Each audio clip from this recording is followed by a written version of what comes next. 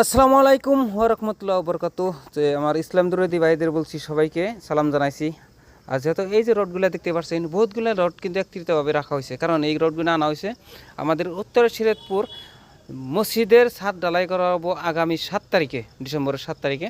যেহেতু সেই জন্যই তো সবাই একত্রিতভাবে রডগুলো আনা রাখছিল। আর আনা রাখার পরে রডগুলো কতগুলো রড রাখবো, তো অ্যাডভান্স আমাকে কিনা রাখছিলাম কতগুলো, সেই জন্যে মিস্ত্রির পরামর্শতে এই রডগুলো মাপা হইতেছে আর সিরিয়ালভাবে রাখা হইতেছে।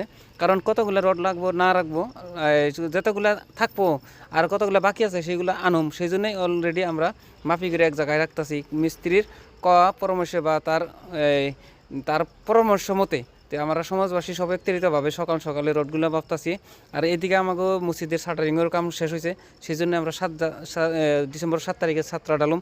আর কেউ যদি এই মসজিদের কামে যদি হাত বাড়াইতে চান বা দান বরঙ্গি দিতে চান, অসীম সবের যদি ভাগী হইতে চান, তাহলে কমেন্টের জোরেতে জানাইবেন, বা তাহলে আমরা তার কেয়ার কোড দিমু বা মসজিদ কমিটির কেয়ার অ্যাকাউন্ট দিমু আর কি।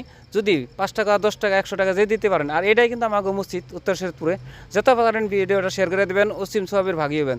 তো রাখেন, সুস্থ থাকেন, ভালো থাকেন, আল্লাহ হাফিজ।